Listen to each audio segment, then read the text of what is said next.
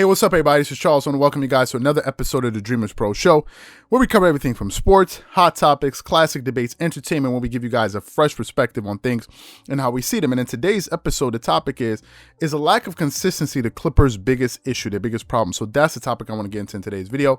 But before we get into that, I want you guys to please make sure you go ahead and hit the like button, hit the subscribe button, and hit the notification bell to be notified whenever we drop our content. Also, guys, the Dreamers Pro Max platform is finally here. It is available. Guys, this is where we're going to be able to go live, chat during games, so we can kind of share our thoughts during games. It's also where the only way you can access the post-game reactions when we go live and chat with you guys and take some questions and really talk about how games ended. That's where we get that. Also, is where you're going to get exclusive content that you'll be able to get nowhere else, only through the Dreamers Pro Max platform, where you can post basketball topics, vote for topics. If you want us to create specialized videos for you guys, you can post them there, and we can definitely work on them. And also, where you can receive monthly awards. So if you guys are interested in this, I know a decent amount of you are. Make sure you check it out. It's in the description below. Just click the link and you'll see a full description and everything. But I think you guys are going to love it, at least for the people that sign up. For those of you that are not interested, don't worry, we'll still be covering content pretty much regularly the same way we always did on the channel. So anyway, make sure you check that out. So let me catch my breath. I got a lot of things I want to get into today. So let's talk about the Clippers here. Everyone knows I support the Clippers because of Kawhi Leonard. Kawhi Leonard is my favorite player, and therefore I support the Clippers because of that. Overall, I think the Clippers are having a better season this year than they had last season. And there are a number of reasons for that, okay, which I'm going to explain to you right now. Number one, the Clippers had a training camp this season, right? And a training camp, I mean that their players, their key guys were healthy going into training camp, with the exception of Marcus Morris Sr. Guys, you got to go back to last season. Last season, Kawhi was injured and going into training camp, which I was unaware of until this season. And Paul George missed all the training camp to begin with because he had work done on his shoulders over the summer. I was unaware of that. I didn't know he was both of his shoulders. So their two key guys were unavailable last season. This season, they were able to get a training camp together. Both of their key guys were there, and they were able to work together as a team this season. Secondly, they're playing more games together this year. Last year, man, I think going into All-Star break, Kawhi Leonard, if they asked him about practices, he said they rarely had enough practices together. I think he said like 10 or 15 practices together after he won the All-Star game MVP. That wasn't a good sign, and it was one of the things that Skip Bayless always spoke about during the season. He said, listen, this Clippers team needs reps. And when the NBA when we had a pause because of the global pandemic, he believes that it really hurt the Clippers. It hurt the Clippers, kind of their chemistry that they were building. And leading up to that pandemic, they were playing pretty well. They had lost to the Lakers, but they had a bounce back win. And I think they were playing their best stretch of basketball at that point last season. Another reason why I think they're better off this year is because it's their second year together. And guys now are much more comfortable with each other. Last year, it was kind of like an amalgamation of talent and kind of throwing it all together and trying to see if it worked. This year, guys, they went through an entire season and now they're back. So they understand each other a little bit better. Another reason I think the Clippers are better is with the addition of some key veteran players with Serge Ibaka. For those of you guys who saw the game last night, Serge Ibaka really showed up and showed out. Especially in that third quarter. In the first half, he was horrendous. He was missing everything. He couldn't even hit the side of a barn. But last night, in that third quarter, he really came alive, and he really gave the Clippers a boost that they needed to, number one, keep them in the game and ultimately help them take the lead of that game against the Milwaukee Bucks, and also Nicholas Batum.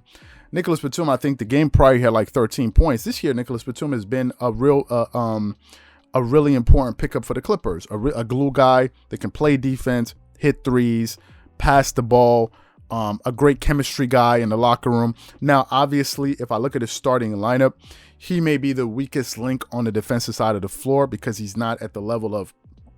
doesn't play defense at the level of Kawhi Leonard and Paul George. But at the same time, if you're a realistic sports fan, how many all NBA defensive type of players can you really have on your team? You have two, Kawhi and Paul George, all NBA defensive players, kind of perennial all NBA defensive players on your team. So you have Serge Ibaka, who led the league in blocks 3 times in a row. You have Patrick Beverley, who's an all defensive player of the year. He makes an all defensive teams. I think he made it last season. You're not going to have the perfect team in the NBA. There's no perfect team, right? And it's something some people pay attention to. Also, they have a coach in Tyronn Lue who is able to hold players accountable without them taking it personally, which is something I've heard that's been said about him time and time again. But what I like the most about Tyronn Lue is the fact that he makes adjustments. I like that. The guy can make adjustments quickly on the fly.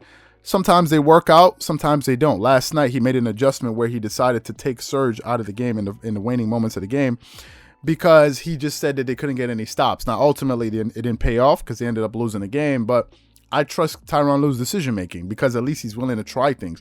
He won't wait for an entire game or lose a game and then come back the next day and say, okay, we should have done this and this and this. He's willing to try those things on the fly, which is something I like about him. If you look at their two key players, listen, Paul George is having a career year. Let's just face it. We can say whatever we want to say about Paul George, playoff P or whatever it is, but I think he's probably having his best year of his career. He's scoring 23.5 points per game, getting you 6.2 rebounds, 5.5 assists. But what you got to pay attention to is his efficiency. Shooting 50% from the field. He's never shot 50% from the field ever in his life, in his career. Ever. In his entire NBA career, Paul George has never shot 50% from the field. So from that standpoint, this Clipper team is getting the best version of Paul George he's ever been, number one. And I think it's important to say this because some people need to put things into perspective. Number two, he's shooting the highest three-point percentage he's ever shot in his career. He's shooting 46% from the three, right? He's shooting 88% from the free throw line, 88.5% from the free throw line with 6.2 rebounds, 5.5 assists, which is also career high for him in assists. He's also having a career year in assists, and he's getting you 1.1 steals per game. So listen, Paul George is having one of the best seasons of his entire career. If you look at his running mate, Kawhi Leonard, an argument could be made that Kawhi Leonard is having a career year as well. He's scoring about 27 points per game, shooting 51% from the field. Now, he shot 50% from the field before in his career in 2015, 2016, but he shot 50.6. This year he's shooting 51.1. Kawhi Leonard is having his best shooting year of his entire career. He's shooting 39% from the three, 87% from the free throw line, getting you 6.3 rebounds, 4.9 assists, which is tied a career high, and 1.6 steals per game. So these two guys are having outstanding individual seasons. Now, one of the things we got to pay attention to, one major issue though, is their lack of consistency. That's something I want to focus on. The Clippers in the month of February have been very inconsistent. It's been an up and down month. They'll get a good win and then lose. Look at just the last week. They played the Memphis Grizzlies back to back. They dropped the first game. They lost by I think 20 points. Kind of an inexcusable loss. Then the next night they turn around and beat the team by 20. And you're like, what kind of Jekyll and Hyde kind of personality does this team have? Who are they?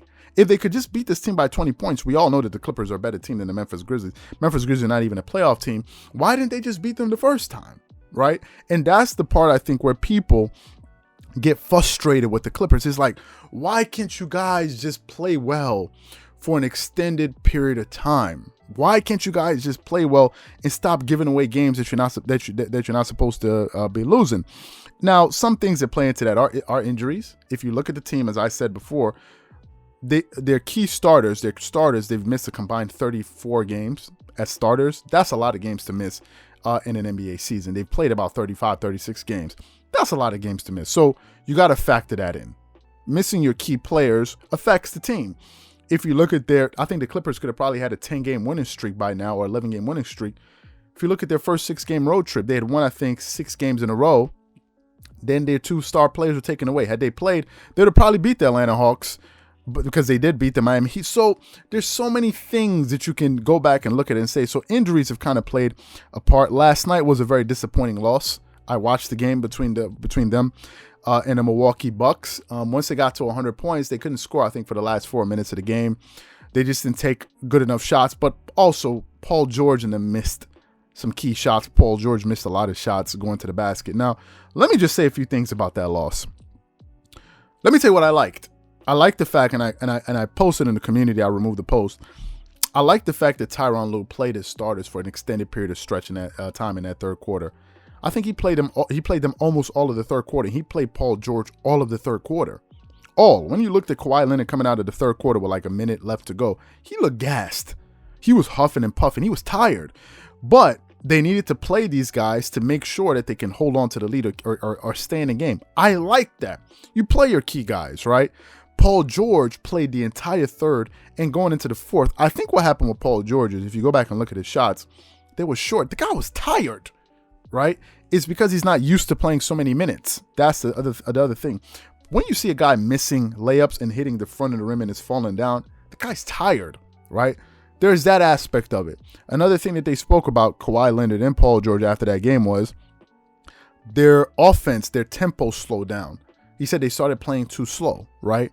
And that also affected the way that they were playing. Another thing was Kawhi Leonard didn't come up in the clutch, and we're going to talk about that later on. He couldn't close that game for them, but it's not the first time this season that he's not been able to close games that the Clippers really needed him. You can look at the Nets, you can look at the Celtics and other games where he could have come through for them in the clutch, and he didn't. Now, let me just say this. It's the NBA. It's sports. Things come and go. Teams are going to win. Teams are going to lose. It's part of sports. And I think that's the part that some people need to keep a kind of macro perspective on sports. Some people get into the day-to-day, game-to-game emotions of things, which is a little bit ridiculous at this point. Guys, listen, I follow the team. Kawhi Leonard is my favorite player in the world. Was I happy to see them lose? No. But listen, it's one game. There's 70 games in the season. What are you going to do? You're going to panic all through the season. And even Tyronn Lue at the end of the game, when they were talking in the press conference, he was like, we just lost. That's what he said. You can go look it out. You look for it. He said, we just lost. And some people are acting like it's the end of the world. That's what he said. And I think there's a little bit too much of that going on. Guys are too, like, it's like this or this. It's always up and down, up and down. When they beat the Grizzlies, everybody was happy. When they lost, oh my God, this team. Which one is it? Decide to yourself. Are the Clippers a good team? Yes or no? If they are a good team in your estimation, then stop panicking every time they lose. Is it disappointing? Yes, we all get disappointed, but it's too much of an emotional swing, and people are giving themselves high blood pressure way too much. It's the nature of sports. Show me the team that's undefeated. The Lakers just went through a 4-game losing streak. Did Laker fans begin to jump off a bridge? I don't think so. What they did was they were waiting in the cut. All right, they were hiding. These guys, they went back into the bushes. They were quiet.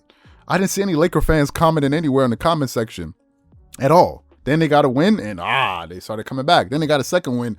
Now all of a sudden their shoulders are up in the sky. Now they're walking around. Yeah, what about that? And then when the Clippers lose, yeah, what happened to your Lakers, son? I mean, what happened to your Clippers? Yo, your Clippers. That's them, right? These is what they do, right? But it's part of sports. Are you going to get upset with them? No, you just don't respond to them. You just laugh at it. It's an up and down thing. Things come and go. So some guys need to just relax a little bit more. But overall though, I think the Clippers should be more consistent. And Kawhi Leonard needs to be able to close games better. And these are things that I will agree with you guys on. So what I want to know from you guys is, do you think a lack of consistency is one of the major issues that are plaguing the Clippers? Whatever you guys think, please leave your thoughts and comments in the comment section below. Again, if you enjoyed the video, be sure to make sure you go ahead and hit the like button, hit the subscribe button, and hit the notification bell to be notified whenever we drop our content. Once again, this is Charles here from Dreamers Pro. Wishing you guys an amazing day. Don't forget to check out the Dreamers Pro Max platform. And again, if you enjoyed this video, be sure to make sure you check out the next video that we have coming up on the channel. Once again, this is Charles here from Dreamers Pro. Wishing you guys an amazing day. Peace.